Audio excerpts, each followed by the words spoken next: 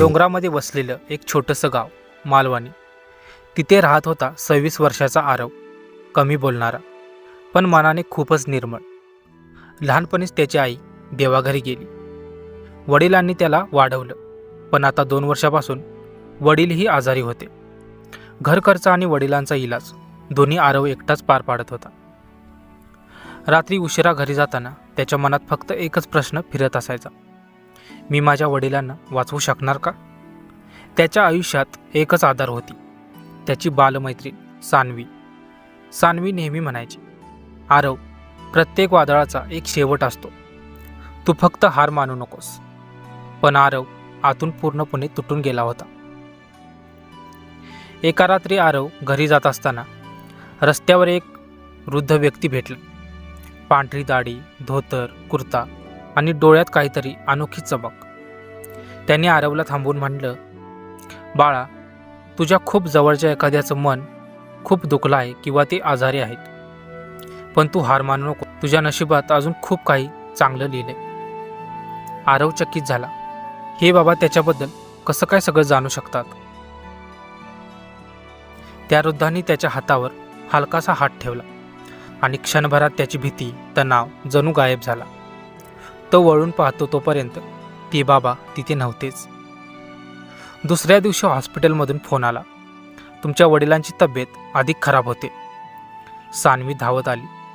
आरवच्या खांद्यावर हात ठेवून म्हणाली, पैसा कमी पडत असेल तर माझ्या सेव्हिंग्स घे. पण आरवचा अहंकार मध्ये आला. नको सान्वी, मी कोणाचा उपकार घेणार नाही. त्या रात्री हॉस्पिटलच्या कॉरिडॉरमध्ये बसून तो रडत होता. तेव्हाच तेच रहस्यमय बाबा पुन्हा त्याच्यासमोर येऊन बसले. ते शांतपणे म्हणाले, कधीकधी आपली नाही, एखाद्या अनोळखी व्यक्तीची मदत स्वीकारायला हवी बाळा. मंजिल तिथेच मिळते जिथे आपण थकून बसलो असतो. आरवला वाटलं कदाचित एखादे साधू असतील. ते पुढे म्हणाले, उद्या सकाळी तुझं नशीब बदलेल, फक्त विश्वास ठेव. दुसऱ्या दिवशी चमत्कार झाला. ज्यांना आरवच्या वडिलांची सर्जरी करायची होती ते मोठे सर्जन शहराबाहेर होते. त्या दिवशी ते अचानक परत आले. त्यांनी सांगितलं, ही महागडी सर्जरी एकदम मोफत होणार, कारण ती चॅरिटी प्रोग्रॅममध्ये समाविष्ट आहे. आरव थक्क झाला. सान्वीलाही विश्वास बसत नव्हता. सर्जरी यशस्वी झाली. वडील पूर्णपणे बरे झाले. पण प्रश्न अजूनही उरला, हे सगळं अचानक कसं घडलं? त्याच रात्री हॉस्पिटलच्या बाहेर तेच वृद्ध पुन्हा दिसले. आरव धावत त्यांच्याजवळ गेला. बाबा, तुम्ही कोण? माझी मदत का केली? बाबा हसले. त्यांच्या डोळ्यात आणखीन तेज निर्माण झालं. तू आयुष्यात नेहमी चांगलं केलंस, कधी कोणाचं वाईट केलं नाहीस, म्हणून देवाने तुझ्यासाठी मार्ग स्वतः बनवले. मी तर फक्त संदेश देण्यासाठी आलो होतो.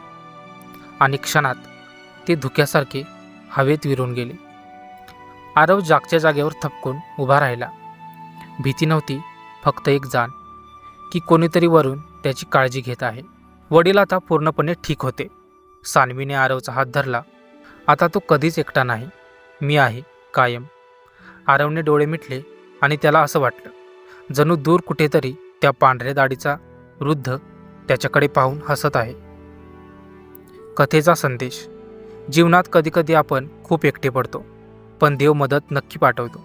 कधी मित्रांच्या रूपात, कधी एखाद्या अनोळखी व्यक्तीच्या रूपात, कधी थेट एखाद्या चमत्काराच्या रूपात. तर मित्रांनो, आजची स्टोरी तुम्हाला कशी वाटली ते कमेंटमध्ये नक्कीच सांगा. तुम्हाला जर हा व्हिडिओ आवडला असेल तर व्हिडिओला एक लाईक आणि आपल्या चॅनेलला सबस्क्राईब करायला विसरू नका. भेटूया अशाच एका नवीन आणि इंटरेस्टिंग व्हिडिओमध्ये. तोपर्यंत धन्यवाद.